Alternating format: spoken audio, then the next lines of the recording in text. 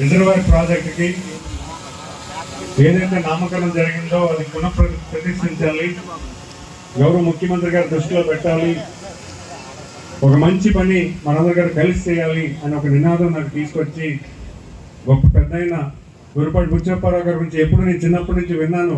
కానీ ఆ రోజు ఆయన తాలూకు ఔన్నత్యాన్ని గురించి నాకు అందరూ కూడా వివరించి చెప్పంగానే లేదు, ఇది ఖచ్చితంగా మనం చేద్దాము. చాలా సంతోషం.